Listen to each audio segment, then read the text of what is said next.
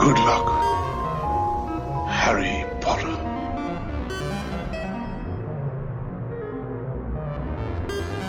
Well, cover me with eggs and flour and bake me for 40 minutes. Hello, and welcome to Screen Masters with me, Bav. Me, Fluff. And today, ladies and gentlemen, we are going to continue looking at the Ip Man movie series, the one starring Donnie Yen, as we discussed last time. There are a few different interpretations, but these are the ones that we are choosing to look at. So today we'll be covering Ip Man 3, Ip Man 4, and the spin-off, hang on, give me a second, I got it, Master Z, Ip Man Legacy. Correct. That's what it's called. So yes, as usual, let's get the admin out of the way. You can join in the conversation and see what's going on with us over at the Facebook page, which is facebook.com/the Screenmasters. You can go and watch our stuff over on YouTube, which is bit.ly/Byte Back YT, or you can email us directly at screenmasters@bytebackmedia.co.uk, and in both instances, the byte is spelt as a computer byte, not a food byte. So, today, I would like to turn to the words. Here it comes. Late 90s, well, mid to late 90s, I suppose, really. Pop rock band. Go on. Republica. Right, okay. Republica. Now, this... Okay, let me just read some lines, right? Okay. So, starting from the beginning. Okay. Kowloon Gardens was somewhere a shortcut through, till I met you. Now we're lying on your bed watching kung fu movies. There are no days or nights, just you and me and Bruce Lee. Appropriate. Fitting. Exactly. Now, even more ridiculously, because obviously, if you're anything like me, people out there, as far as you were aware, Republica had one song. It was called Ready to Go, if you remember that one from the mid-90s. And that's the only song I think anyone ever knew of them. But reading more and more about that particular song called Kung Fu Movies, it's actually directly about Ip Man. It goes on to talk about Kowloon and training in the dojos, and a couple of different fighting styles are mentioned.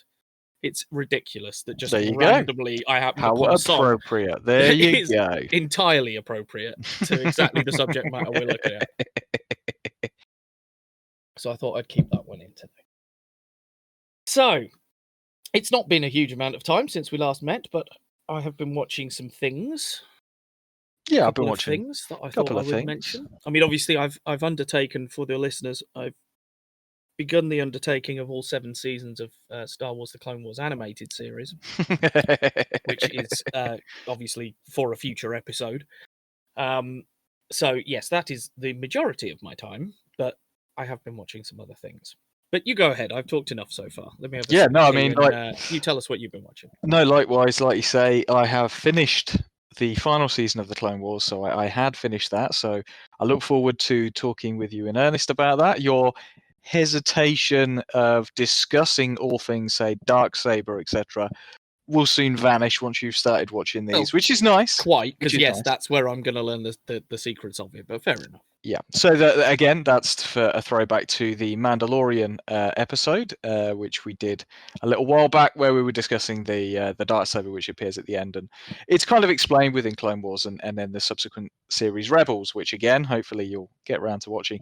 So yeah, I finished the last series of that thoroughly enjoyed it. A lot to talk about, but we can obviously talk about that at that separate stage. The other thing that I've been very, very focused on watching and catching up with the past 2 seasons of The Dark Side of the Ring, which I know, again, we've talked about off pod. So for those who don't know what Dark Side of the Ring is, it is tales from the not so nice parts of wrestling lore, wrestling history. So we've got episodes which are based around different characters or different personalities from that era. The murder of Bruiser Brody, which was absolutely fascinating. Didn't know much about that. That was really interesting. Randy Savage and Miss Elizabeth. Again, everybody knows who Randy Savage is. If you've even heard pro wrestling, you'll know who, say, Hulk Hogan, Randy Savage is from the 80s. That was really interesting. There are the sad ones. Bonesaw in the first Spider-Man as well. Yes, the he Tobey was. Maguire Yes, Spider-Man. yes, He was Bonesaw. yes, he was. Yes, he was.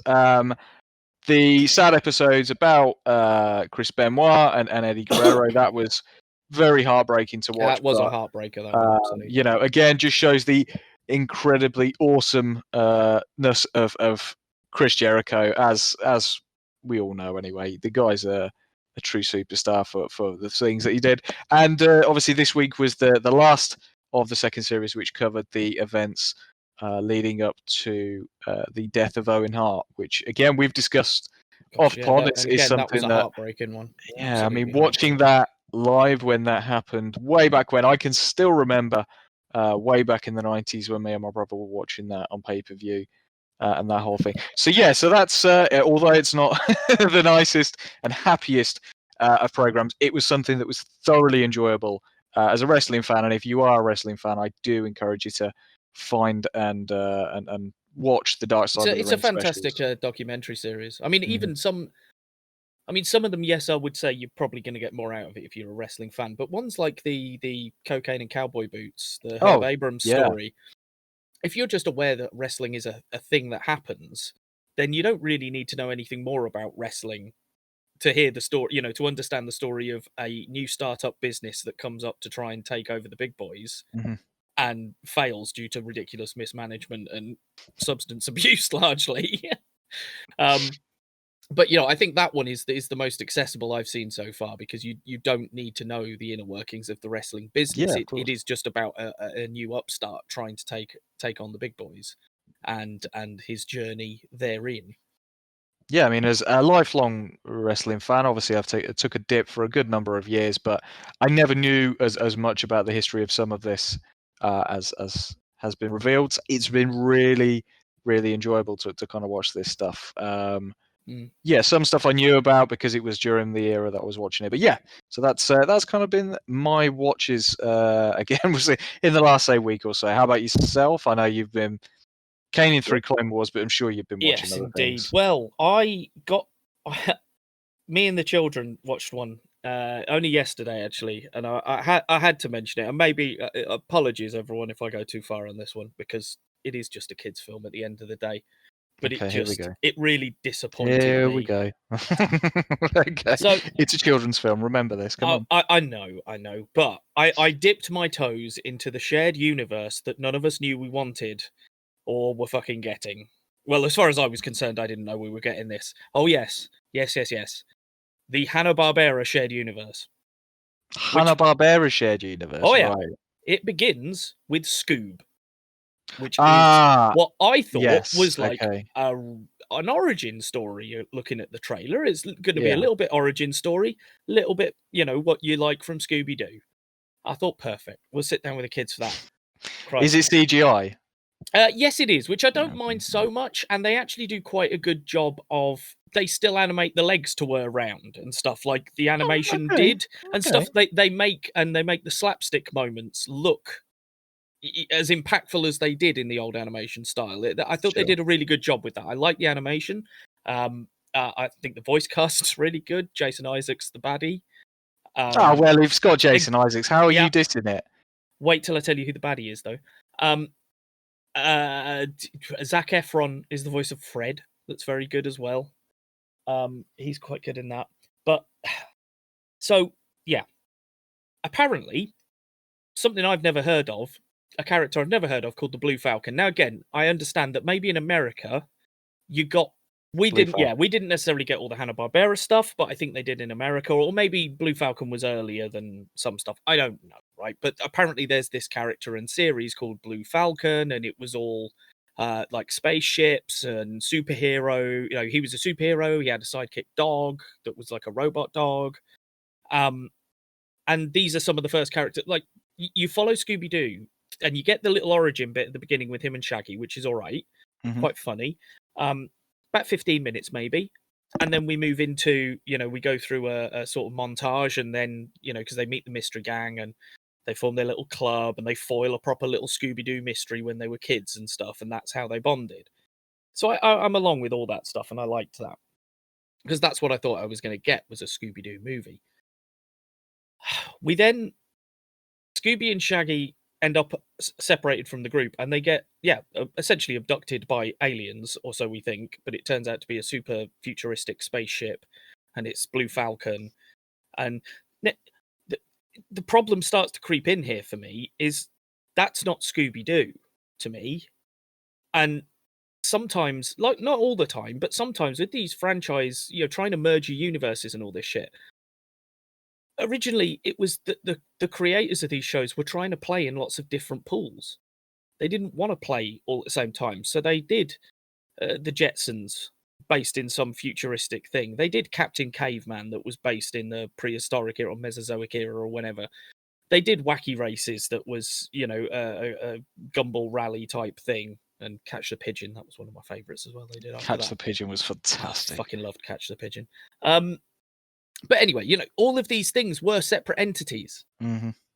And I don't know how you ever mesh them because it just starts to feel out of place. My example would be Indiana Jones dealing with aliens.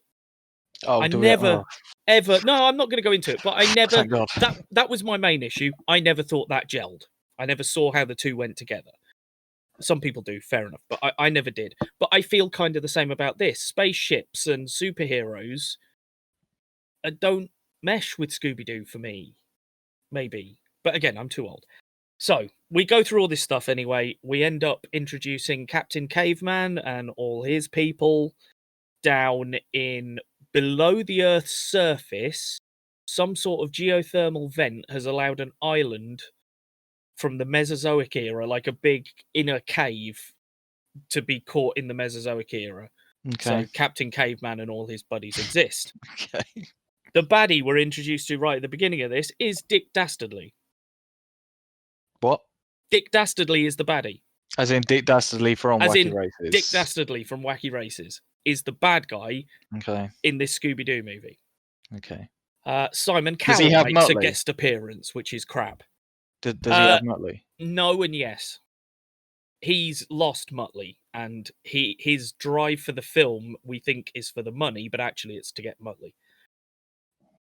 He's trying to get Alexander the Great's money that he left, because Alexander the Great had a dog called Peritus, and Scoob is the last existing descendant of that bloodline of Alexander the Great's dog. What? Yes, you see what I mean? You see where we're going with this? Why? Why is all of this bollocks in a Scooby-Doo movie? Maybe take the fucking mask off Old Man Withers, get him down to the station, and give me my fucking line about meddling kids. Here's the question. Here's the question, right? Now, I understand your little impassioned rant there. However, can I ask the simple question, did your kids enjoy it? Of course it did. It was because, to be honest, again, I may have my issues with this, and I just my biggest issue is that it tried to do too much. It was introducing the Blue Falcon, all his surrounding cast. None of us knew who they were. The kids don't really know who he is now, but it tried to introduce him. Mark Wahlberg voices him, by the way. He's quite funny actually because he's like his dad was the Blue Falcon, and he's the sort of bit lazy, bit crap son.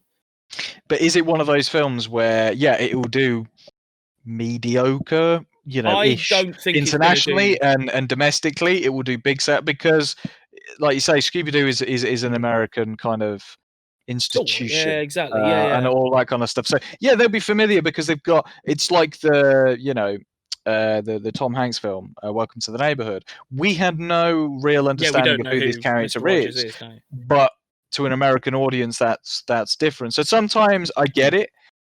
Some of their jokes play to their audience, not to ours. Yeah, absolutely. I also think there's too much crude adult humor in there that they've hidden by assuming it's going to go over children's heads, right?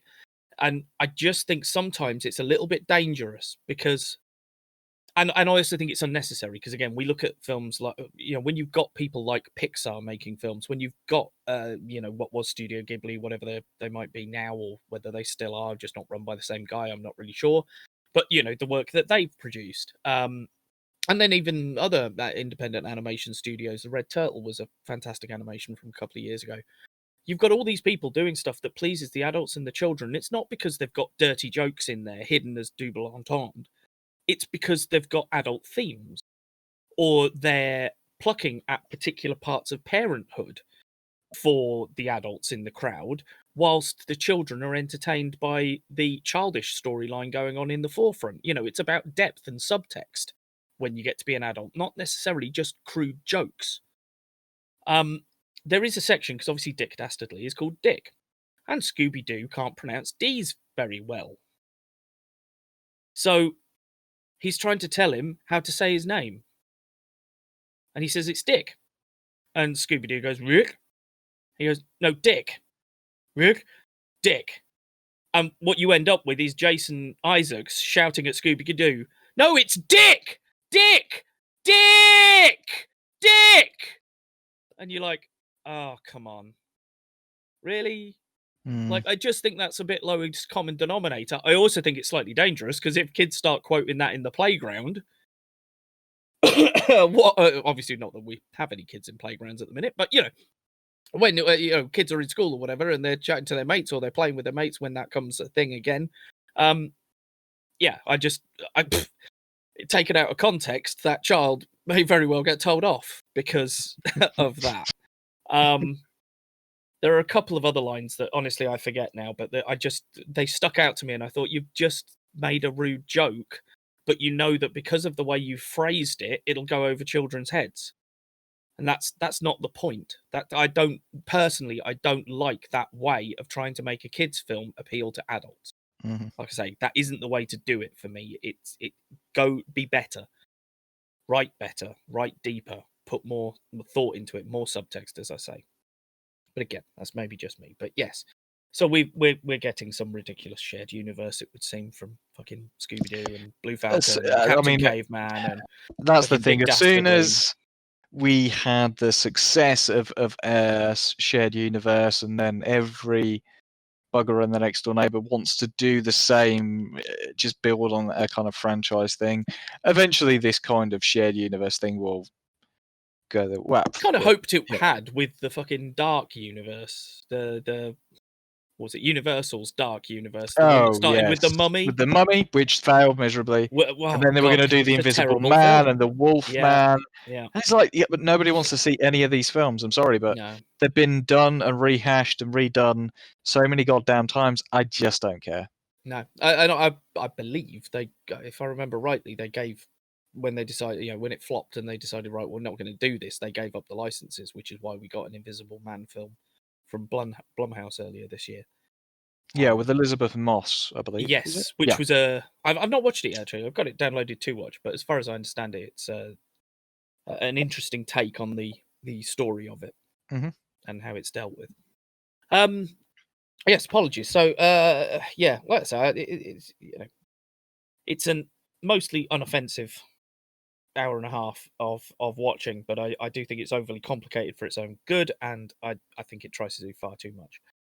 The other thing that I have started watching this week with my daughter, because I saw it had started. Now, you know how much I love CW DC shows, don't you? Oh, God. So, my daughter... okay, yeah. Now it's just suddenly... Yeah, Stargirl, okay, yeah. So, Stargirl started this week. So, we've downloaded and watched the first episode, because I also looked and I saw Luke Wilson was in it. Mm-hmm. Playing so is Joel McHale? And exactly, I was like, holy crap, Joel McHale's in it. Yeah. So anyway, we decided we'd give it... Oh, and Amy Smart as well. So yeah, we decided we'd give it a go. It's all right. I don't really get what time period it's set in, because one minute everything seems really old-fashioned like you would expect, and then the next minute there seems to be technology that couldn't possibly exist in that day and age. So I'm a bit weirded at the minute, but I've only watched one episode. There's only been one so far. It's a CW weekly, so I'll enjoy the next 10 years of your life. Come back to it, but Luke Wilson's all right. Joe McHale is in it for about 5 minutes, because he plays Starman, the previous holder of the Cosmic Staff. So at the very beginning of the thing, he dies. and Luke Wilson is Spoilers. Yeah, spoilers, mate. And Luke Wilson takes the cosmic staff and keeps it safe. And then 10 years later, his stepdaughter finds it, Courtney Whitmore. Mhm. And so she starts mucking about with it. Yeah, I mean, it is what it is. It's exactly what I expected it to be. It's not fabulously written. The CG is a bit ropey in places. I think Joel McHale, I don't know why he did it. I think it might have been for a bit of a laugh, because there's his sequence when he dies at the beginning, he absolutely plays it for laughs, because he's holding the cosmic staff and Luke Wilson's over him, like trying to help him. And he's like, this must go to the next person that's worthy. And he sort of starts passing it to Luke Wilson and then pulls back a little bit and goes, it's not you. It's got to go to someone who's absolutely worthy, pure of heart, okay? And starts putting it towards him again. He goes, just to be clear, definitely not you. And then starts lifting it. He does it about 3 times. And don't get me wrong, funny little joke. But the character is dying at that moment. Sure. And it just totally breaks the scene entirely, because you don't get a meaningful, like, oh my God, he's dead. You're sitting there chuckling to yourself because he's just done quite a funny little joke as he dies. It's what you'd expect in a parody. It's the equivalent of the Black Knight going, no, 'tis but a scratch. Come here, I'll bite your legs off. From Monty Python. So it that undercuts some things for me, but it's Joel McHale, so I kind of let him off, actually. He's the only reason I like Spy Kids 4. No, actually, him and Ricky Gervais as the dog. To be fair, now you've mentioned that, one other thing I did watch this week, I think I mentioned it to you, was they did a table read. Oh yeah, I've seen the Community Cast did a table read for an episode, which was the episode where Pierce dies, and they're all sitting around a table and kind of going under questioning for a lie detector, and it was brilliant to watch, because watching that ensemble of individuals together again is just special. So many of them, like Alison Brie was just spot on, literally just like, even like she's just still doing her hair twirls and stuff like that, even though they're just kind of doing a table read, they don't need to go, but she did all the nuances. Donald Glover was fantastic. They obviously took the piss out of him for being able to actually do it and not disappear and go off and create fantastic albums and fantastic shows on his own. And what was the special thing is Walton Goggins was not able to do his part in the episode. He was the guest star that week. So the Mandalorian, Pedro Pascal, filled in for him. And there was just a couple of moments. He does a line at one point and he ends it with, yes, man. And then suddenly, Dan Harmon's just like, DeLorean. And it took me a minute and I was like, why did he just say DeLorean? And I was like, oh Mandalorian. Yeah, I got lost there for a minute. I was like, why is he talking about DeLoreans? But watching Pedro Pascal read it, clearly he had not pre-read the script in advance, because he gets to a point, and I won't give it away too much because I do hope one day you'll watch Community, but suffice it to say, Pierce Hawthorne has left each of them a jar of something special. And each time Pedro Pascal is supposed to be reading this out, he literally bursts into, he can't read it. Like, he fluffs his lines at least a half dozen times, and it's fucking hilarious because he just can't get the line out because he didn't expect it. This is a, professional actor, and he's trying to psych himself up so that he can do it properly. So yeah, so any Community fans out there, I do encourage you to go and get a view. Oh, good stuff. Okay. So, shall we get to the nitty-gritty of the episode? So, we start Ip Man 3, 2015. So where we left off was the British and the boxing fight in the previous film. So we start Ip Man 3, 1959, still in Hong Kong, still in Kowloon City. And a man walks into the studio and says, do you remember me? You told me to come back when I was a little bit taller. And my first note is, ooh, yay! We're getting the Bruce Lee story for this film. And they go into a fantastic sequence where he's a man smoking a cigarette, I think, and he's and Bruce Lee kicks it out of his fingers, doesn't he? And then so he starts flicking fags up in the air.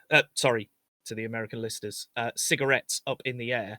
It's a slang term for a cigarette in this country. He starts flicking them up in the air, and Bruce Lee has to kick them out of the air to see how fast he is.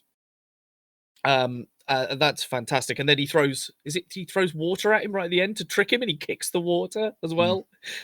But unfortunately, that sequence then ends, and Bruce Lee walks out. Well, So he just maybe we're not getting the Bruce Lee well, story. no, this time. Never mind. Man here he doesn't necessarily say yes, he doesn't say no. He just basically walks over to the door and leaves it open.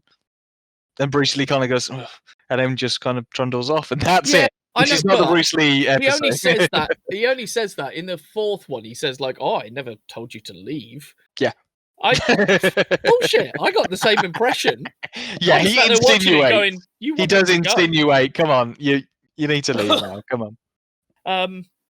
Anyway, we cut from that and we meet a little lad called Fong, who is in a fight with Ip Man's son at their school, and and then we meet his dad because the fight gets broken up by the teachers and the parents have to come in to see to get the kids and stuff, and we get a bit with Ip's wife being annoyed with him for not being around again because he's still keeping that up from the previous films. You know, he's focusing on the wrong things.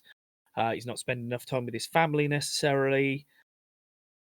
So, and after we meet Fong, we meet his dad as well, who is we learn is a rickshaw driver, and he fights in sort of unlicensed clubs, fight clubs in the evenings to make a bit of extra cash, and he's obviously very skilled.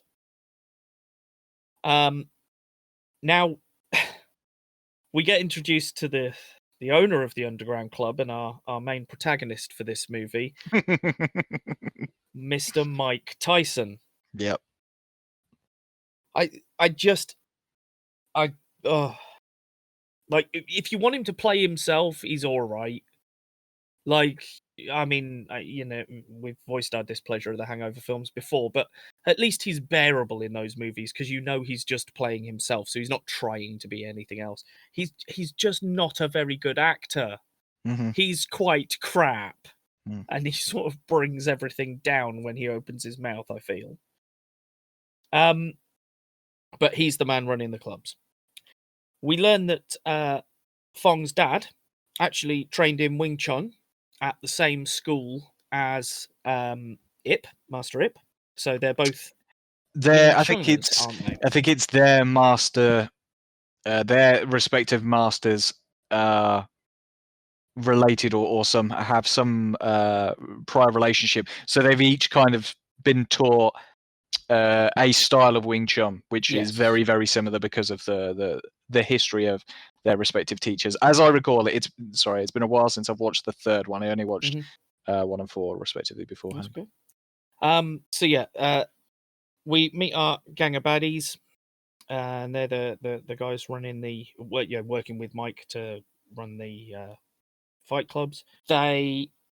We then get into, again, our main sort of plot thrust for this one, which is the school, and the baddies Mike Tyson wants to buy the school. I'm not sure whether I've got the reason why yet, because I don't think we know, but he's trying to buy the school. So he sends baddies in from the fight club to go and try and take the school and set it on fire. Yes. Well, to go and they go and beat the crap out of the headmaster first. That's right. They go and try and beat the headmaster up. Ip Man is there at the time. So yeah, then I get to Ip Man comes to the rescue as they try and force the teacher to sell the school because Tyson wants it, and the baddies work for him. The baddies then chain up the school gates. Master Ip and his students then unblock it, and Ip leaves his students at the school to sort of keep guard of the whole thing while he goes home for the evening. But they come back at night and to set fire to the school. So Ip ends up going back there to fight them off while the school's they're trying to burn it down. And also Fong's dad, the other guy who was trained in Wing Chun, comes along because he's out pulling his rickshaw and he sees what's going on. So he comes to join the fight as well. So yeah, they during this whole fight sequence, we end up with they do drive them off, but I'm fairly sure there is some damage to the school. But I really struggled to figure out whether it was destroyed or not, or what. Or there seemed to be some damage, but not, because they did set fires, so some of it must have been on fire. Yeah, they kind of Then they're basically It's not destroyed when we come back. Yeah, when we go back to it again. But anyway. So yeah, there's a bit of a fight there. What happens? The guys go to the school, and as you say, Ip Man's guys and his students are there, and they fight off these individuals. Chung also helps. This is the rickshaw driver. That's his name, and so he helps fight off a bunch of these people, not really knowing the intricate details of what's going on. But at this time, it's good because this is the kind of time where Ip and Chung are each kind of watching each other's fighting styles, and Ip's very impressed by him and kind of thanks him for helping out. So Ma, which is the guy who's actually in charge of the bad guy, shall we say, he has a master, because he used to be a martial artist himself. So what they do is they go and take him back to his master. His master's pretty pissed off. They go and meet his master, and the master goes off to see him at a shipyard or something because he's pissed off. He's like, "You were one of my students. How dare you do this?" Yes, that's right. And they go down to the dockyard. Yep. And then he kind of smacks him about a bit, and kind of humiliates him because he's like, you're my student, and humiliates him. And then he goes to stab him, but again, Ip Man saves the day. So Ma, because he's been humiliated and looks a bit ridiculous at this point, goes up to Chung because he knows him from the Fight Club and offers him a big set of money. Basically, just gives him a load of money and says, "Look, I need you to get, my old master and basically beat the shit out of him for me because he humiliated me." Yeah. And because Chung at this point, he's a bit desperate for money, hence the reason he's doing the fight clubs and stuff in the first place, takes the money and goes and beats the living crap out of his old master. Yeah. So, yeah, and he explains to Chung that as with all things in Hong Kong, it seems around this time, which I'm sure is the way it was, that the baddies are backed by the British. So, there's no way you're going to be able to touch them. Like the cops can't even touch them, essentially. We then cut to, before we get to see Chung doing the dirty work, we get the sequence with Mrs. Ip. Yes. In the hospital. And yeah, so it's discovered that she has a tumor, but they don't know whether it's cancerous or not at this stage. But yeah, she's got a tumor. No, that's really sad. Mm-hmm. But I wrote in my note afterwards, I was like, but I'm fairly sure she survived. I'm sure it showed us at the end of the first one that she was alive, like in the little sequency bit at the end. Clearly I was wrong. So yes, then we get to Mr. Chung, Mr. Fong, doing the Mr. Chung, Fong. I got his name wrong. I corrected it on the first page, but I haven't corrected it on the second. Fong is his son. Yes, Fong is his son. His son is Fong Chung or Chung Fong, and he Chung is Fong. Yeah. Yeah. Anyway,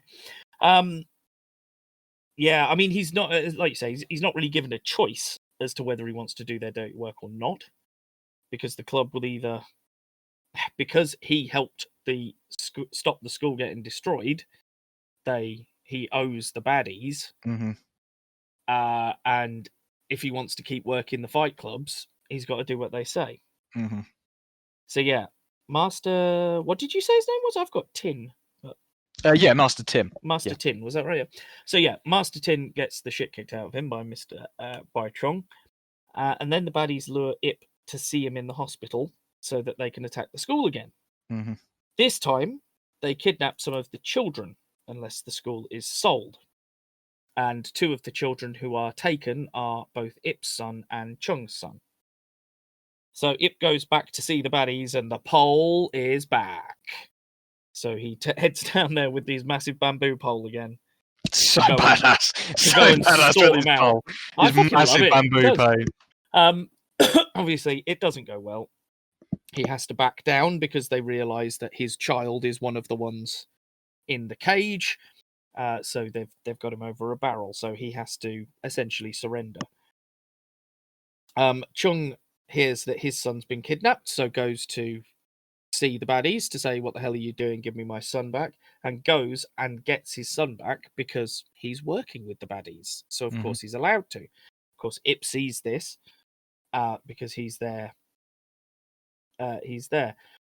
Then we get a sort of revisit of the 10-on-1 battle, where they're like, "Oh, I heard you once fought 10 men off in, 10 men off at once." So they get 10 men down to actually fight Ip. So that's cool. And Chung changes his mind and goes back to actually help. His son kind of persuades him. Yeah, he's like, they still have my friends. Like, yeah, thanks for rescuing me, but they're still holding my friends, and they could die. And my friends, we need to go and help them. Here's the guilt trip. Come on. So yes, he goes back to help. And then shit.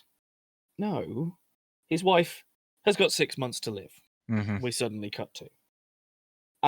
Genuinely, that little sequence, because I think that's the little sequence where she's sitting with Ip on the bed. Yep. And he's trying to get out of her what's actually wrong. And it genuinely brought a tear to my eye, that sequence, because I am, like I said last time, at this stage, I'm so invested in this character. I don't want to see bad shit happening to him. It affects me because he is so good. Then we cut back to Frankie, or Mike Tyson's character, and he's told by the British that he needs to stop all the gang shit because otherwise they're not going to be able to protect him anymore. He then, he's not particularly on board with that, so he sends someone who I dub Kung Fu Skrillex to go and get Ip. Yeah, he's a Muay Thai boxer, I think. Yeah.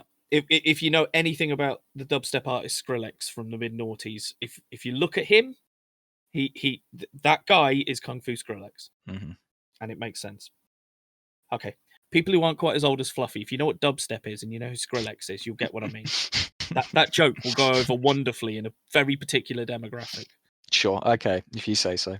Yeah, over 35s who still wish dubstep was a thing. I really don't. Anyway, dubstep aside, we get this fight sequence with Kung Fu Skrillex, absolutely fantastic. Oh, isn't it just? I've particularly made mention of every now and then it cuts to overhead shots as they're fighting through the corridors of like an apartment complex, isn't there? Well, it starts off in the elevator. Yeah, where he's in the elevator with his wife, and then he comes in and he notices it straight away, and it's his defense of her, and he just throws himself in front and blocks everything, and it's just like, the fuck are you doing going near my wife? And that's the bit, like, he's just found out his wife's only got 6 months to live, and you're going to do this shit. Thank you for giving him something to punch at this moment in time, because he needed it, you know? Yeah, that's it. But yeah, there's some lovely overhead shots that are, short sort of 2 to 3 minute one shots, tracking sequences, but done overhead as we go through the corridors, and I really, really enjoyed that. So off the back of this, obviously it wins because it's awesome. It doesn't matter how much dubstep you've got behind you, you're still going to get beaten. So then he goes to see Frankie, Mike Tyson, the big boss. After he's seen Fat Poe, we hadn't mentioned Fat Poe was also back in this one as well. Fatty Poe. Fatty Poe, yeah. Yeah, I forgot about him, bless him. So yes, he goes to see Tyson to basically say, look, I've had enough of this shit. I want you off my back, essentially. And Tyson wants to see wants to have a fight with him to see whose fist is faster. Which I think it's a stupid question. Ip. Ip's fist is easily faster than Tyson's. It's just Tyson's packs a shitload more of a punch than Ip's probably does, So I thought that was an amusing way of framing it. because I think that question is actually quite simple to solve. Yeah, I mean, this is it. At this point, it's just like, they come to an agreement. Okay, if you can last 3 minutes against me, then I'll keep my promise. I'll back off, and I'll leave the school, and I'll leave you alone. Yeah. And this is one of the, it's one of those times when you watch films like this at times, and you think, oh, it's going to go one way, and it's the level of respect in some ways that Tyson has by the end of this. Yeah, which is surprising, which is massively surprising, because it is. he comes out swinging, and even Ip at that point is like, "Whoa, hang on a minute, that's pretty devastating." But it's Ip Man at the end of the day. So every 5 punches from Ip is sort of one of Tyson's punches. But yeah, no, I same thing. It makes for a fantastic sequence, and I felt it did a good job to manage to not feel the same as the boxing match we had in the last film, because it was a very similar idea, but it managed to differentiate itself slightly, because it wasn't in a boxing ring, it wasn't a strict format. I'm not sure how I felt about the CG bit where Mike's punching as quick as he can, and he's punching glass windows out because it's moving so fast. Yeah, I'm not sure how I feel about that sequence. Sure. It was one of the other things I really loved about the end of that sequence was the way Ip holds himself when he walks in. Again, it's one of the things that I've said before. This is why I love Donnie Yen's portrayal of him.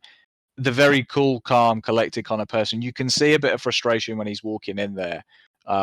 He's pissed off, and my Thai boxer is attacking him in front of his wife and all that kind of stuff. It's going to rile him up, and the fact that this is just still ongoing. And after the fight, they've just had a 3-minute, pretty brutal 3-minute fight. No joking aside, that looked pretty brutal.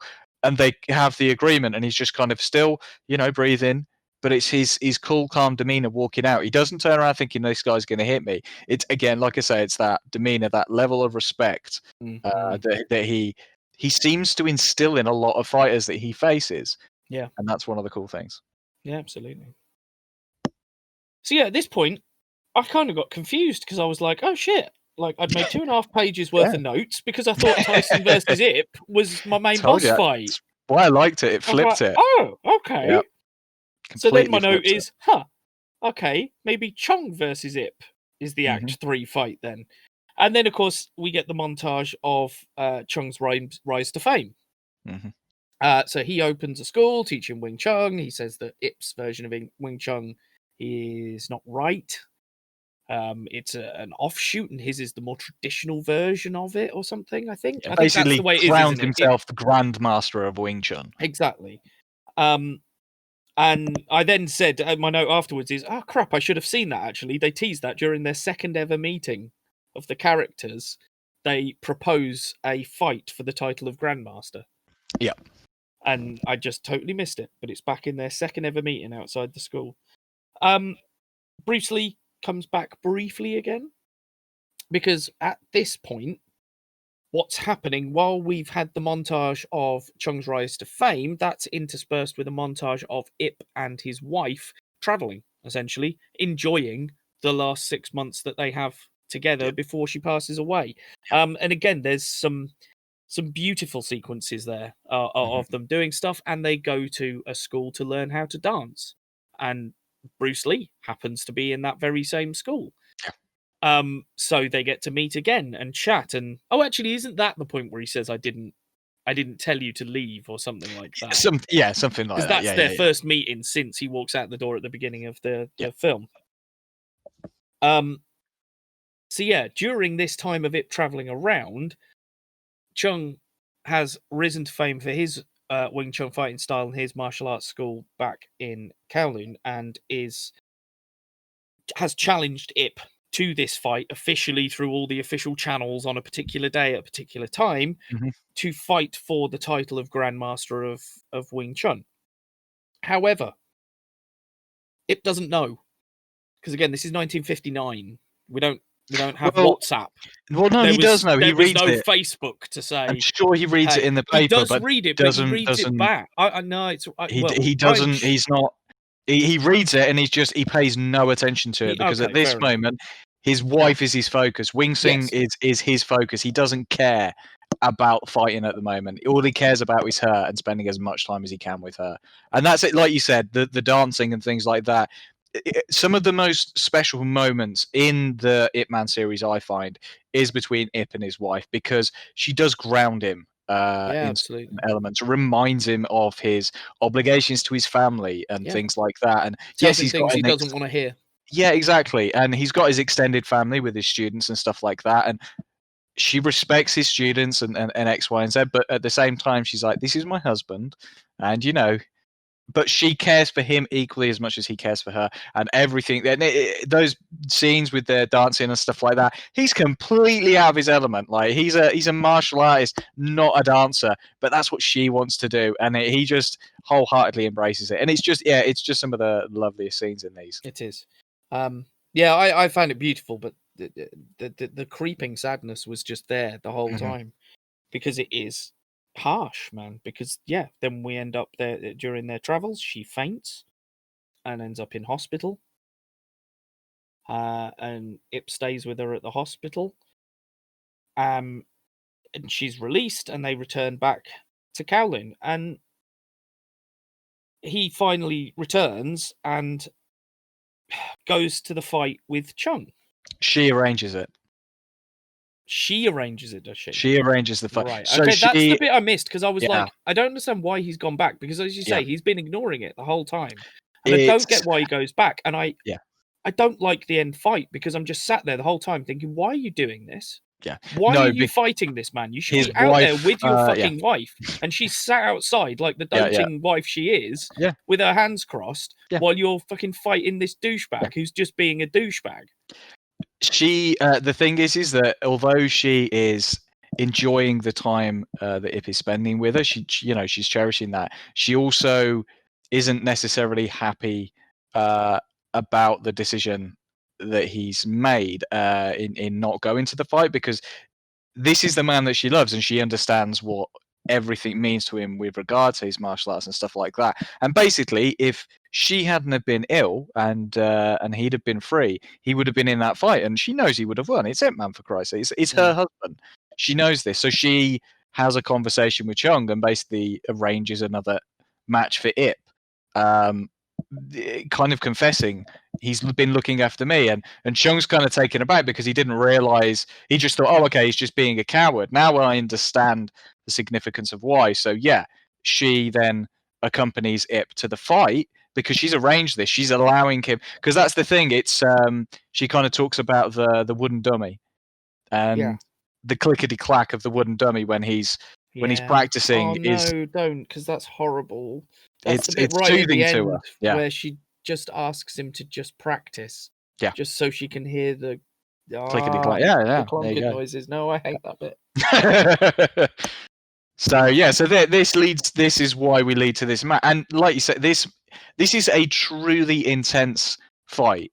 Because they go through, I think they both start with poles, then they go on to sort of swords, knives, two big cleavers each, and then just into your standard fist fight, or your martial arts kung fu fist fight. Anyway, but it's the fact that each of them is not holding back. They're going nose holes barred on this kind of thing.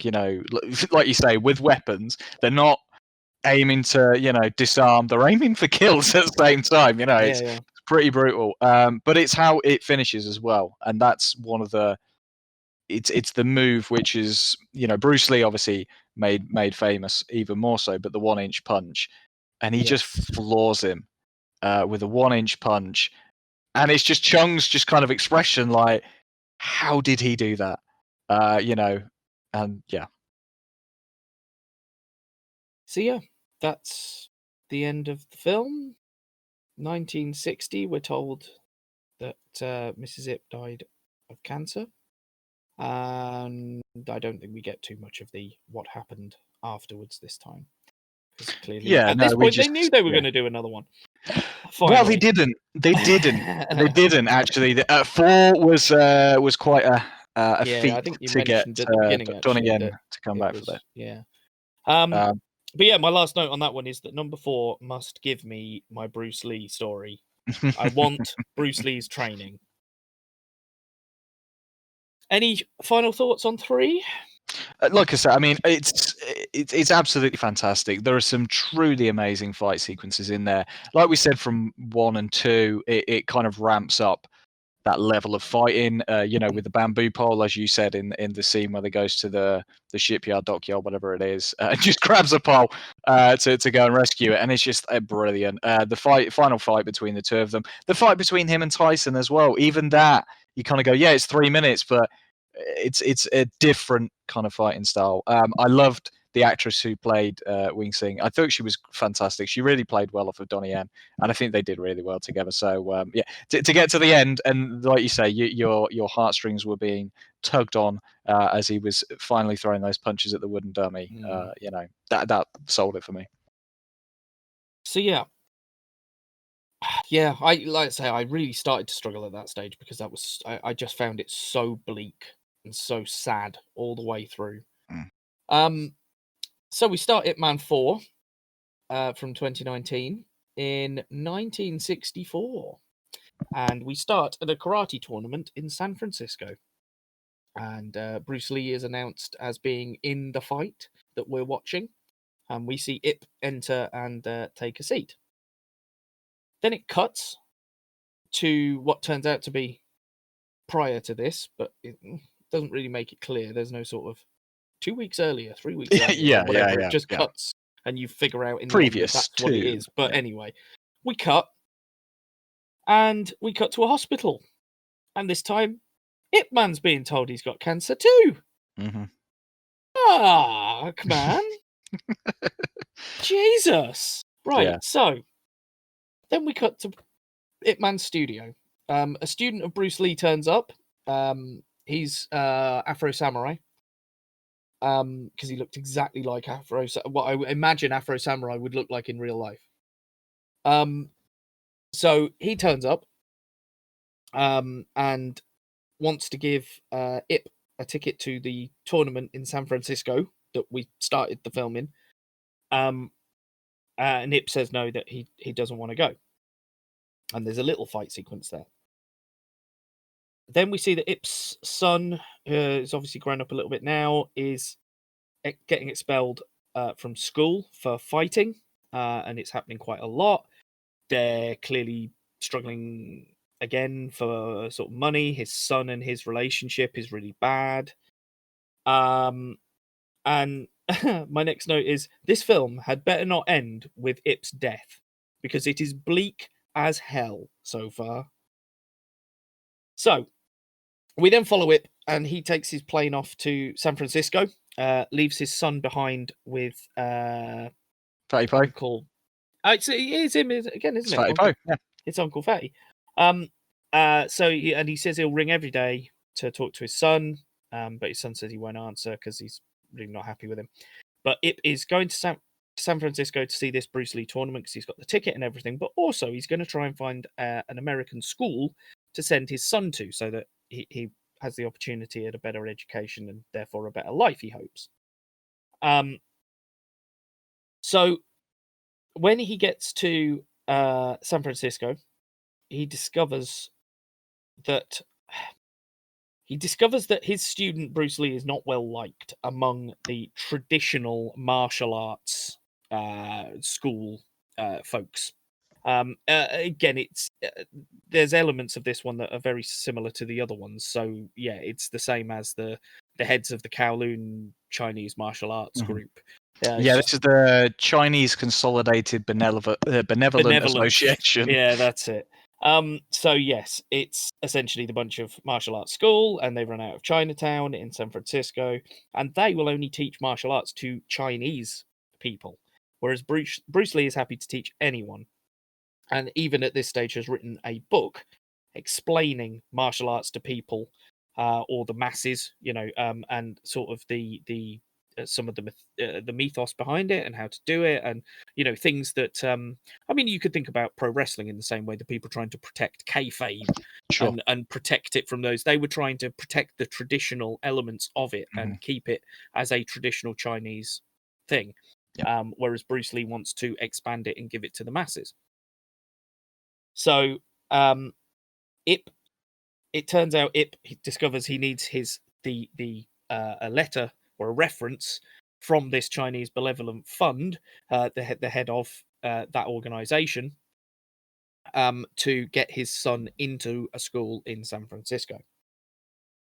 But the bloke doesn't want to give him that reference because he doesn't agree with Bruce Lee's stuff, and Master Ip won't condone Bruce Lee's actions either. There's quite a cool little... I mean, again, I wish there was slightly more kung fu in this one at the beginning. I think it's a bit kung fu light at the beginning of this film. But we get what is quite a cool tense sequence with the glass Lazy Susan that they're pushing around the table. And he keeps pushing it back one to the other, and then they're pushing against each other, and it cracks down the middle and stuff. That's quite a cool little sequence. But yeah, it was reminiscent. I can't help of, but wishing I had more, actual kung fu. It was reminiscent of when he meets the masters in Ip Man 2. Yeah, exactly, with the table and the spinning exactly, table and stuff. Yeah, exactly. So, yes, he needs a place, but they're pissed off at him because the apprentice is going against their wishes. And then I've put keeping up. Are we keeping up so far? Okay. And then hoping for a fight soon. So we catch up to where we started the film at the tournament. We get a tiny little bit of Bruce Lee's exhibitionist fighting. I think he does the 1-inch punch on someone. Yes. And does a couple of other things. Then finally we get a nice big fight with Bruce Lee against a load of random Yanks outside a bar or something, isn't it? Absolutely fantastic fight when it got going. The bigger Yank who had the nunchucks and stuff at the end was brilliant. And I'd forgotten about Bruce Lee's. I don't know. I've written squeals, but he does make very specific noises, and it's interesting with these films that Ip Man has never been a big noisemaker. I've never noticed. Whereas Bruce Lee's style was always like a lot of the high-pitched sort of squeals as he's doing the moves and stuff. But yeah, that was quite cool. I enjoyed that. Any notes on that one? No, I mean, like you say, it's just brilliant. I mean, it is. He does a very, very convincing, Bruce Lee, fighting style. Yes, I've never come across that actor. Sorry, I meant to say that. Yeah, I thought he was really good as a Bruce Lee. Yeah, I mean, there've been good many, other actors in the past that have done it. But yeah, like you say, Donnie Yen. Even Donnie Yen, yes. I think, what's that called? It's the sequel to Fist of Fury, isn't it? They did a sequel to it where he plays the Bruce Lee role. Legend of Fury or something like that? Something along those lines. But it's Donnie Yen playing the same role as Bruce Lee played in Fist of Fury. Yeah. So yeah, it's an absolutely enjoyable fighting sequence, and again, like you say, there's not been. I don't think there's as much level of fighting style as there had been in the previous three, if that makes sense. We obviously get some fighting because that's part and parcel of this, and especially more towards the latter end of the film. But yeah, some of those fight sequences which we had in, say, the beginning of 2 and 3 is kind of not as placed here. Donnie Yen doesn't seem to do as much, but at the same time, he's getting a little bit older. His stunt work, he's got to be a bit more careful, probably. Whereas this guy, again, this is kind of perhaps an introduction for the guy who plays Bruce Lee. Maybe they'll go on and use that guy to do other films. Who's to say? But it was a good. Yeah, he was very, very impassioned where he was. So then, at this point, I was getting slightly distracted because we'd had a little side thread story of the head of the Chinese Benevolent Association's daughter, Yona. We'd sort of seen her at high school a couple of times and getting bullied by the high school bitch, who's clearly a massive racist. Yeah. And cue the daughter getting a beating and some abuse. Ip Man happens to be coming past, sees what's going on. Okay, right, makes sense now because Ip Man's going to save her. Yeah. So he saves her and escorts her home. But not before the stupid American girl accidentally slashes her face with a pair of scissors that she was trying to attack Yona with. Quite. And that becomes important. Yeah. So the Yank high school bitch goes home and says that she was attacked because she's got the slash on her cheek. Mum brings Dad to come home from business trip. I only mention this because I'm sure that will turn out to be an affair. Always is, isn't it? It's always, you're always on these business trips. Come back from this business. Always turns out to be a fucking affair. So I made a note of that. And yeah, the chairman's daughter, Yona, is being escorted home by Ip. Not enough kung fu sequences. We were 45 minutes in at this stage, and I've had one good kung fu sequence that lasted for about 5 minutes, and was that Bruce Lee one. However, the second after I write that, the chairman then challenges, because obviously Ip walks the daughter home, so he meets the chairman again, and he challenges Ip to a match for his son's recommendation letter for the school. It's a decent fight. I have noted that the wire work is getting a little more frequent, and I do think they're starting to crank the cameras a little bit on the speed front. Because, you know, at the end of the day, it's 2019. Donnie Yen is not... He's 10 years older than he was when he did the first one. He's 15 years older than he was when he was doing his sort of peak, really early Chinese stuff in the mid-noughties. You know, he is not a young man anymore. So I understand they have to do it. It's just a shame because it means that we're reaching that point. However, in terms of the film, kind of works because he's getting old. So it sort of works in all ways. The character's getting old. The actor's getting old. Let's crank the cameras a little bit. It ends in a draw because an earthquake stops them. And Ip sort of makes the point to him that instead of being at odds with each other and arguing about whether Bruce Lee should be allowing Americans to practice martial arts, perhaps they should, you know, all be working together to try and stop the abhorrent racism towards their culture in San Francisco. So, like I say, 45 minutes in. Now, we cut to some random fucking military base. Yep. And it's because one of Bruce Lee's students is a Marine who we have mentioned before. Yeah, we'd established this previously. Yeah. And the Marines use, have some sort of karate training in their hand-to-hand combat stuff. And this Marine wants to add Wing Chun to it because he thinks it's, you know, obviously a very good fighting style, and he thinks it will be really good for them. So he wants to bring it up. So, of course, he brings it up to Drill Sergeant, who, as I mentioned in part one of the Ip Man episode, is your cliche impression of Ali Ermey from Full Metal Jacket. So he says, right, I'm going to fight you. Oh, does he fight his lackey to start with, actually? Does he fight the second in command dude? I think he does. No, he's the Marine fights his sort of main... the actual instructor. Yeah, the actual karate instructor. Yeah, that's right. Yeah, and the one who I consider to be the drill sergeant's sort of right hand man. Yeah. He loses a fight to him. And the Wing Chun training dummy that he'd brought into the base for them to use gets burnt because, you know, sacrilege against damn. This next bit just starts with Ip sat alone, just coughing really badly because he's got throat cancer. It's just so sad. Yeah. I hate it. Yeah. Yona, the Chinese benevolent Doodah's daughter, goes to see Ip and has the recommendation letter for him. But then it turns out that she's totally forged it. I mean, I suppose we should have said at this point, she does not get on well with her dad because her dad is a very authoritarian, typical, you know, what you would consider to be a stereotypical Chinese father of that stage, or, you know, certainly Eastern, the representations we've seen anyway, of that, you know, women's place. And again, it's, you know, all of the time, so it's fair enough. It's the way things were back then. But yeah, he is very much of that ilk.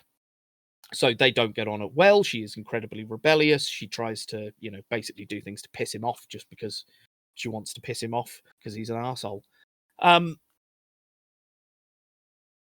This sequence with Jonah and Ip talking is fantastic. I mean, the writing regardless of how I feel about how much kung fu I've had so far in this film, the writing is just so good because they make the parallel. Even though Ip isn't half as bad as Yona's dad, he's not as much of a dickhead. In his own way, he is restricting his son in the same way that the Chinese bloke is restricting Yona. Yep. What's that guy's name? I haven't got his name, and I'm hating calling him the Chinese guy. Do you make a note of it? I haven't got it. What the head of the Benevolent Association? Oh, let me check my notes here. Wan, right? Thank you. So yes, through Yona talking to Ip about her dad Wan and the way he treats her and makes her feel, he just dawns on him as she's talking that it's exactly that he is causing the same thing for his son, even though he isn't half as bad. He's not been honest with him. No, exactly. He's not told him what's going on. Exactly. He hasn't told him that he's got cancer. Told him that he's dying. So we then so I thought that was a cracking little sequence there, making that parallel. Yeah. We then cut back to the Marine, who's called Hartman, and he's decided to go over the drill sergeant's head to try and get Chinese martial arts Wing Chun added to the Marine training catalogue. The Marines karate trainer says that he'll sort them out. That's right, because they is it a fight is arranged?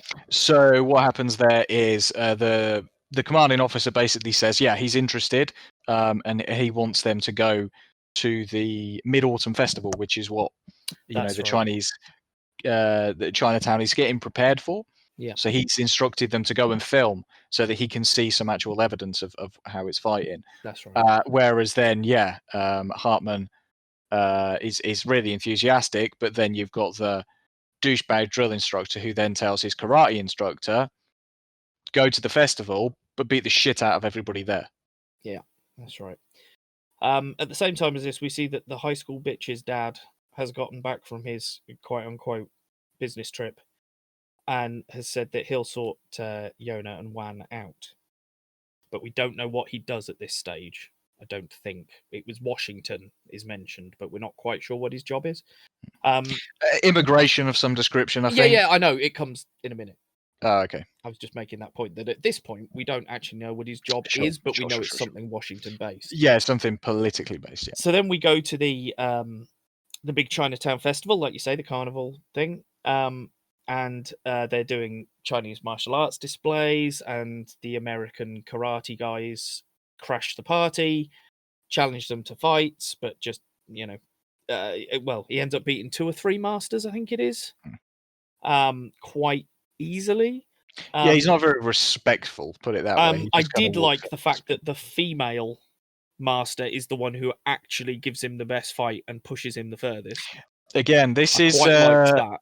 It's one of the things, strangely enough, but I understand why, because, way back when, women, the idea of women fighting, in the earlier films was less plausible. I think as the generations move on and things like that, it is. But yes, it was nice to see a female kung fu martial artist master. And like I say, she took him to a competitive thing, and, was giving him what for. Yeah, she gave him the closest fight at that point. So we then see that that Wan gets taken away by immigration services, as you say, who it turns out the high school bitch's dad works for. So Ip shows up at the festival, but I'm worried. I'm fairly sure he's still injured because he injured his arm in the gate when he was rescuing Yona, and it plays on him at another point before this, because or is it during this fight he ends up with one arm? He does. No, it's in the fight against Wan. It's in the fight against Wan. He ends up Wan aggravates that injury, and he puts his arm behind his back. He puts that arm behind his back, doesn't he? And just one arm blocks him and finishes him off. So yeah, and he's also got the cancer as well, So I was pretty worried about that fight, but thankfully it wins. So that's good. So yeah, Ip sort of wins the festival, the confrontation at the festival. The karate guys are beaten, and off they go. So we cut back to Chairman Wan, and he's being told by the immigration people that they're going to shut down the Chinese Benevolent Fund, and they're going to arrest pretty much everyone who's Chinese in that area. We then move to Drill Sergeant, and Sarge is not happy with his karate dude teacher, and he says he'll have to take out the Chinese kung fu his own way. And this is the first hint that we get that actually Sarge knows kung fu. Because when he said that, I was like, "What are you gonna do? Shoot him?" I don't. We haven't seen any hint that you actually know any kung fu so far. So fair enough. Sarge knows kung fu. He goes to the CBA and beats the holy fuck out of every master who's at the Chinese Benevolent Association. The sergeant then goes to the immigration services because he wants the chairman. That's who he's after. And so he goes to the immigration services to get the chairman, and just takes the chairman away from the immigration services to go and, as a military matter, basically. So it's at this point that sort of the chairman has his Chairman Wan has his sort of epiphany, his realization moment that his daughter's right, and perhaps instead of bowing to these people and cowing down to their wishes, they should be uniting and standing up to the racism and the persecution that they're facing in their community. So the chairman decides that he's going to fight Sarge. There's then an interesting sequence at Bruce Lee's place, who Ip Man is with at this point. And they have quite an interesting discussion around equality, or rather the lack thereof in these times for them. I found that quite an interesting little detail that they decided to put in there, just discussing around equality and racism and that sort of thing. It made a very interesting point. Yeah, because at this point, Bruce Lee's student has tipped off the association that they're going to be raided, and it gives them a time to kind of clear out so they don't all get arrested. Obviously, Wan has been arrested, but the rest of them managed to kind of elude capture. And it's Bruce Lee who is providing refuge for all of the association and its various masters and stuff like that. Even though they've got a massive grudge against him, they don't believe in the way that he's doing things. And yeah, they're butted heads and things like that. But he's not about to let these guys, be arrested for something that he and knows. The Chinese masters are starting to come round to the thought of, actually, we should be working together. Yes, for precisely. a common goal for our people, rather than arguing about who's right or wrong about their approach to fucking, how to teach martial arts. Right. At this point, Hartman, who is the Marine, rings Bruce Lee to let him know that the chairman has had the shit kicked out of him. And at this point, with 20 minutes to go, I am really hoping that I'm going to get a fucking fight here. So I'm hoping for Ip versus Sarge. And then, Jesus, we then, before I even get there, we get we cut to Jin, Jin, his son, finally taking the call from Ip. And they have the discussion about he's got cancer. And Ip essentially just makes things right with him at that stage. But God almighty, like you say, it's such a... it's so harsh. It's how he tells, because it's... it's Fatty Poe that answers the phone, and he finally, he's like, I have cancer, and I want to speak to my son, and Fatty's like, answer the phone. Yeah. He's just like, no. He's like, answer the phone. No. He just picks him up, and Rusty's like, your dad has got fucking cancer, and he's across the other side of the world trying to find a place for you to live so that he knows that you're safe. Speak to him on the fucking phone, and he picks it up, and it's just like, Dad, and then it's that reconciliation between father and son, exactly, which is it's very, very poignant and very, very meaningful for this. So yeah, then we get the we then head into our fight. So for some reason they're going to let Ip wander around on a military base, Yeah, it was a bit weird. totally unsupervised, just for Yeah, the heck yeah, of yeah. it. You know, some staff sergeant said so, so it's fine. Let's do that. Yep. And we get into the fight between Sarge and Ip. Oh, I mean, it's all right. I just, again, this one, it's. I am constantly aware of the sadness that I'm going to have to return to as soon as this is over, whatever joy it may bring me during the fight to see him win. And obviously, it's it's classic booking. You beat the crap out of the good guy, the baby face, and just when it looks like he's down and out, he gets up and makes the fiery comeback. Mm-hmm. It's classic. I did like the use of the Ip Man theme as sort of a rousing crescendo rising. It was one of the things that I hadn't brought up really at all. It was one of the last things I was ever going to talk about in terms of the Ip Man series. But yeah, you've nailed it on the head. The Ip Man theme. I love the Ip Man theme. Is wonderful, and shouting out to our classic editor. Hope he's doing well, Wayne. I hope you do pop that.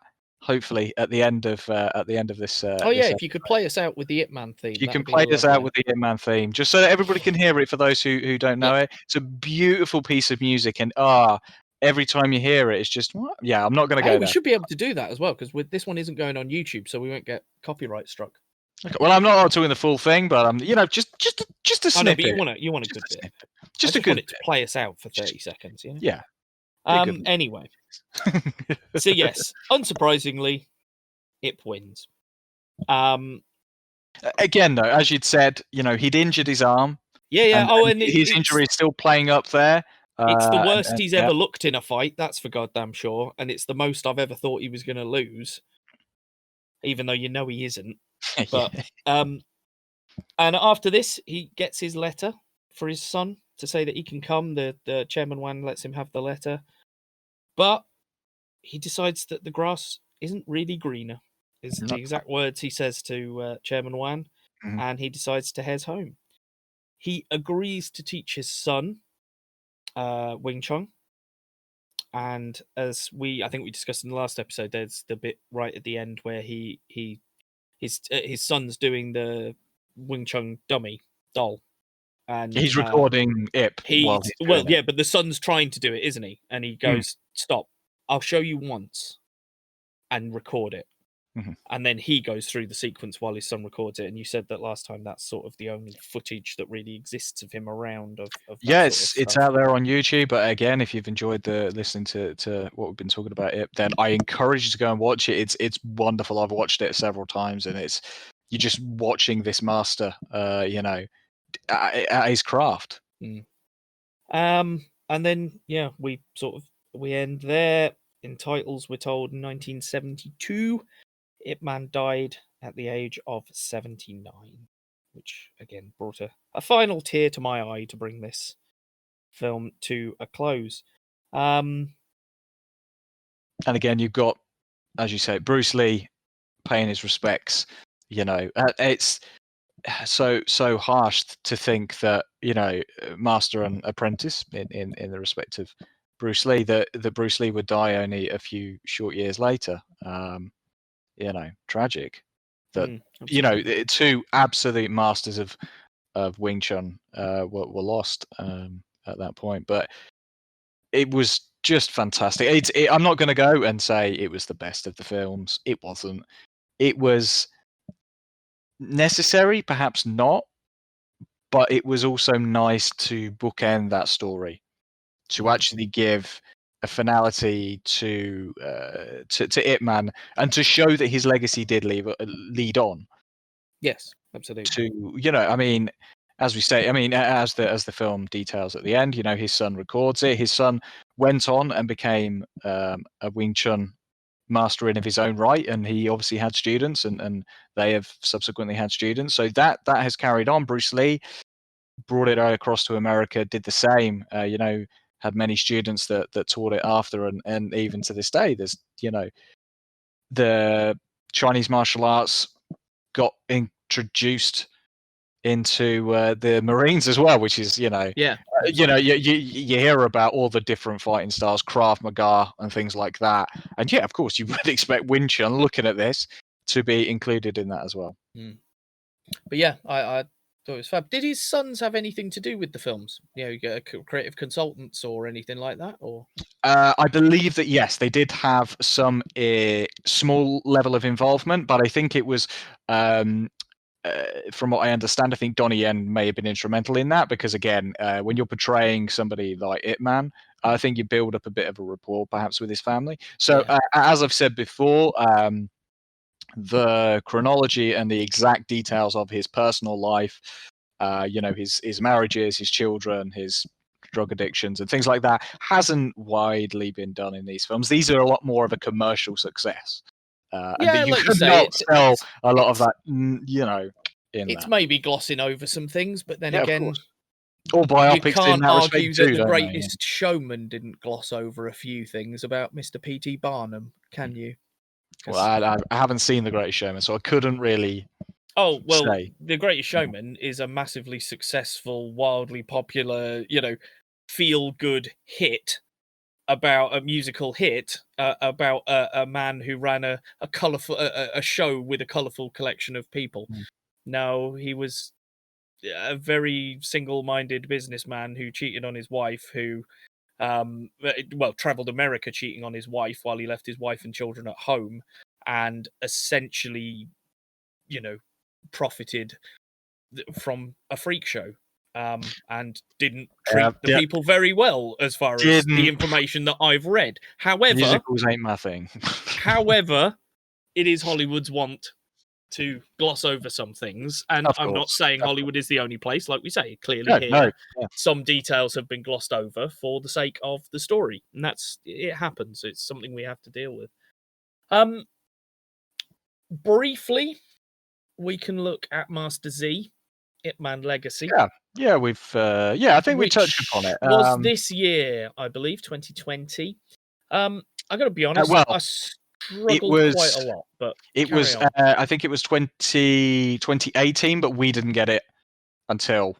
Right. I think it was. It was only new to Netflix in the last few weeks. Yeah. No, it had been out in. It had been out previously in 2018. I think it was released at the end of 2018. So this follows Master Z, even though that's not his name, is Master Chung, the fellow who mastered Wing Chun and then challenged Ip Man to a fight at the end of 3. If you remember, I was shouting not so long ago about him being a massive fucking douchebag, because he's a massive fucking douchebag. Hence, problem 1 with this film, I don't like the main guy. The last time I saw the main guy, I thought he was a fucking asshole, because he was making Ip Man fight him when he should have been spending time with his dying wife. So regardless of whether the wife arranged the fight or not, that guy is a bad guy in my head. I don't like him. He was the end boss of that movie. I don't understand why they would base a film around one of the bad guys and try and make him a goodie, because they do nothing to make him a goodie either. Well, I mean, in 3 there was that sympathetic nature that this is a guy who was doing the underground fight clubs because he wanted a bit of notoriety. Yes, they did that to start with. And he got that, and he didn't, like I say, he didn't know about Ip Man's wife and the fact that she was dying. Granted. Let me finish. You get like this. This is what happens. Do we need to go over the Jar Jar theory again? No. No. There you go. Darth Jar Jar, everyone, it's a real thing. He can't. Just to let everybody at home know, we are video sharing at the moment. He can't even look at me. I'm just waiting because I mentioned the Darth Jar Jar. No, like I say, he didn't know. He was sympathetic characters by the end. All of these people through all of these films, their whole thing was they want to be the best martial artists and things like that. They don't always necessarily go through it the right way, but at the end of that one, you do get the sense that there was mutual respect between the two of them. The fact that he tears down his thing and he's like, "Yep, not the Grandmaster." He accepts that, so I think cut him a bit of slack. Just a little bit. I disagree, but fair enough. It's Alright. my interpretation of the character is not what you've just said. That isn't how I left 3 thinking about that character. I hated that character, and I wanted that character to I wanted that character to get comeuppance. I don't feel that Ip Man got enough over him in the end for all the pain that he put him through, for all the No, but do you not? difficulty he put him through. But the start of this one, do you not kind of think, from somebody who went to the notoriety, being the Grand Master, having everything around him, you know, having a building and all this, and he's not really doing very well. He's kind of working in a But grocery yes, store now. which is another problem because I don't really understand how that's happened. There's no real explanation of how we've ended up there, but Maybe he didn't like the fact that he'd become the Grand Master and it all went to his Yeah. head. You know? maybe I don't know. It's not as if it explained. So yeah, this one kind of, you know, covers Master Zed. I say Master Zed because I hate saying Z. I know it's Z, but it's Zed. You know. Oh we're yeah, English, no, for you're Christ's sake. right. We're English. It should be Z. Yeah. So yeah, this kind of covers his story. You know, it's not anywhere near a scratch on any of the Ip Man films. There are some very nice fight scenes in here. Don't get me wrong. There are still some very, very nice fight scenes in here. The story itself doesn't necessarily hold up, I don't think. It kind of taking elements from the other Ip Man films. We've got a foreign businessman who owns a restaurant, who's kind of doing all the shady shit around town, and that's Mike Tyson in the second one. Yeah, no, third one. Third one. So I mean, yeah, but you can't tell me that you're not happy about who's in it. Come on. Yeah, all right. I like Batista, but I didn't want what was coming, because what was going to come then was going to be a martial artist versus a wrestler, which means loads of wire work so that Batista can throw him over his head and he can fly 3 miles and hit a wall. It means there was a bit Batista ridiculous. doing a Batista bomb. That was. It means small, But he basically turned it it into a means Hurricane Rana. You got to be impressed. artist. Yeah. It means a martial artist doing a wrestling match, and I don't want that. What I like about these films, I mean, again, I will come to a point in a minute, and we'll just. I want to know if you could pick a favorite fight, but mine is my favorite ones are the purest form of it. I want 2 martial artists who are the master of their craft. I want no wire work if we can get away with it, and I want it to look real, and I know that Donnie Yen is capable of that, as is illustrated through all of the films. And yes, all right, they might crank the camera up towards the end, and yes, they use some wire work at times to make things look more impressive, because as you've said, there is always that element of doubling up. You've got to, this one's got to be more impressive than the last one, and so on and so forth. So I get that. I knew from the start this film wasn't what I wanted, and wasn't going to be anything that I wanted, because I thought, when you've taken the person I hate the most from any of the films, the character I hate the most, and you've made him the good guy, and then you've made one of my favorite currently working actors, just for pure shits and giggles, the bad guy. I actually want Batista to win here. I want him to fucking win. That was the thing. Like, he starts off, when you first see him, like, as a rather polite individual. Like, they turn up to the restaurant and he's like, "Oh, I'm sorry, we're closed at the moment," kind of. And he's very he's a nice, upstanding individual. As soon as he came in, I was like, Dave, you're going to be the bastard of this film, aren't you? You're going to be the bad guy. Anyway, but I also love the fact that Batista isn't afraid, unlike other wrestling actors who've come out of wrestling. He's not afraid to stretch his wings and do things like this. He's done. He did with a kickboxer as well. I think he did as well. Yeah, I know that he's done some that, MMA. But the fact that this is not a scratch on any of the Ip Man films. I believe that they are going to be doing a subsequent sequel to this. I don't think it did commercially successful. I don't think even home or abroad for where the film was made. I don't think it was a massive hit.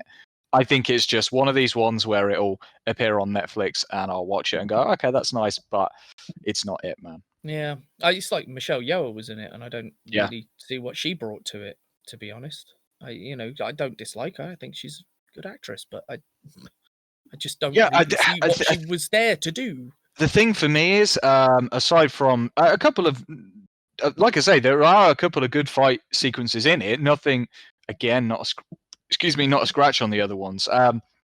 Okay, yeah, seeing Batista give a Batista bomb to him, I can't help but I was happy about that. That classic thing, isn't it? They all As a wrestling fan, but they don't always do it. Hey, Rock come in on, the first few films was always rock bottom. If you look at Drax or something like that, he's never in any of his Marvel films ever pulled out any of that. So I'm impressed by that. Yeah, not in any of the ones that actually matter. Yeah, that aren't interested in him being a wrestler, that are interested in him being an actor. But any of them that involve fight sequences, I think back to bloody Blade Trinity. I'm damn sure Triple H does a pedigree on someone. Pretty sure he does. Even though that move is the most ridiculous thing to set up in the world if you were in a real fight. Yeah. But there you go. I think the thing about this is, for me, again, I'd watched it a little while ago. I didn't decide to rewatch it in preparation for our discussion, but it was also very forgettable, if that makes sense. That's it. It didn't. It was, again, okay, struggle. Okay, separated from his son, reunites with his son, sits down, has a nice meal at the end. But again, there wasn't, like you. I didn't feel the connection with this character. I still empathise with him from the last one because he's obviously taken a bit of a downside. But I loved it, man. I loved his interactions with his kids, his wife, other individuals, how he holds himself, his posture, his demeanour. The whole thing about it, man, is what sold me on it in the first place. Yeah, absolutely. Absolutely. And as we've said multiple times over both of these episodes, a lot of that boils down to Donnie Yen. And his facials, the way he carries himself when being the character, it all just adds together to make it all fabulous. So yes, I think I've been thinking about this since the last episode because I did think I was going to try and pick.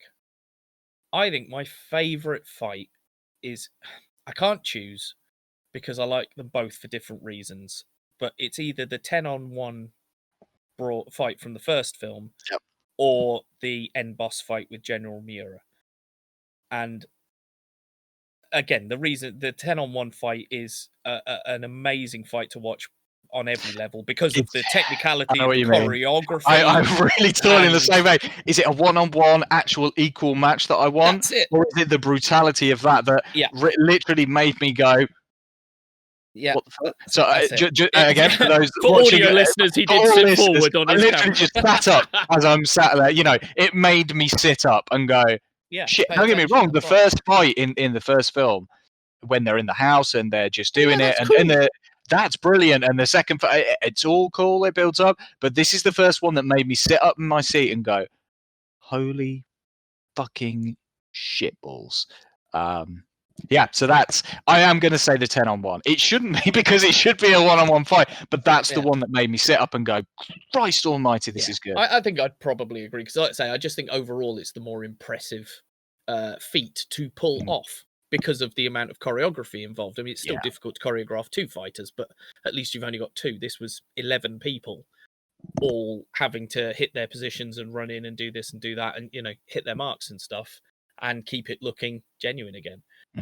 But yeah, I mentioned the General Miura fight because that is what I like from that, not to say that I don't like fights with wire work and stuff, although then again, I'm not a huge fan of the old Crouching Tiger stuff because that was just a bit too far for my liking.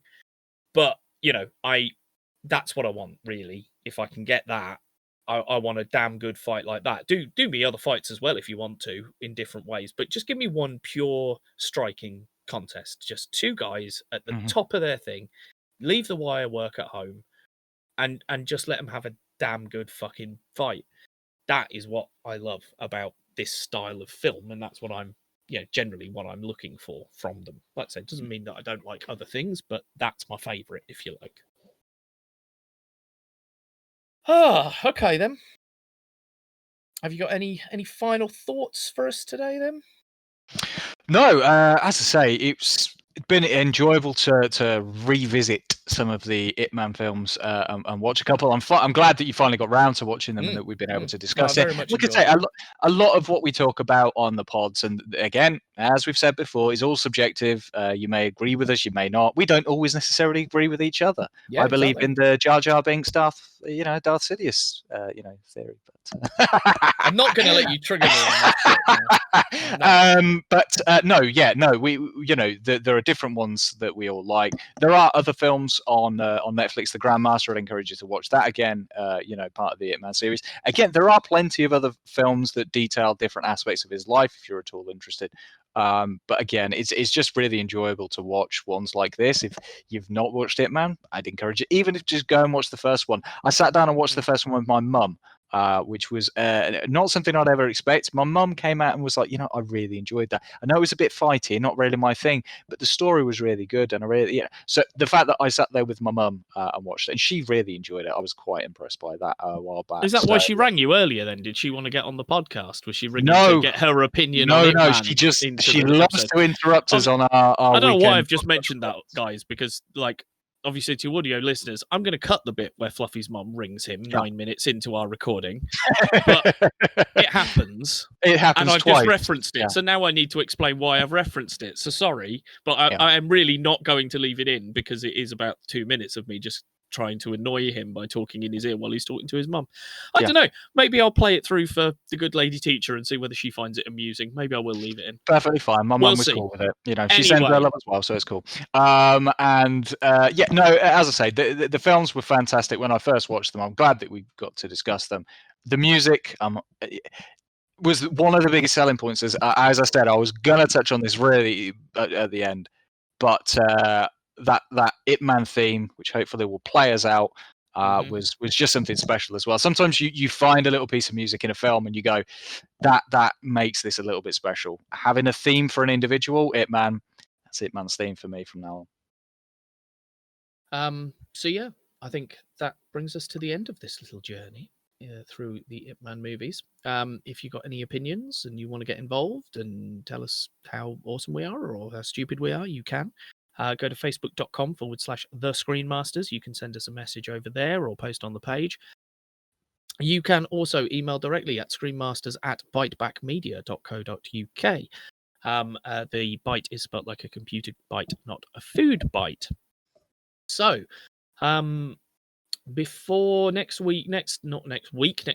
episode in 2 weeks will be the second part of our Band of Brothers exploration, covering episodes 6 through 10. Before I sign off, I would just like to leave you with one final thought, ladies and gentlemen. Of course, please keep this going. If we had a Twitter, we would. But don't forget, hashtag fuck the Snyder Cut. Fuck the Snyder Cut. On that note, well done for remembering. I'm giving you a round of applause for remembering that, by the way. That's fantastic. I mentioned it yesterday in our private group chat with the boys, and I'm glad that you bloody remembered that. Thank you. Yeah. So yes, hashtag fuck the Snyder Cut, everyone. It's too late, but fuck the Snyder Cut anyway. We'll discuss why we're saying this next episode. So we'll be covering a bit of news. But until next time, ladies and gentlemen, I've been Bav.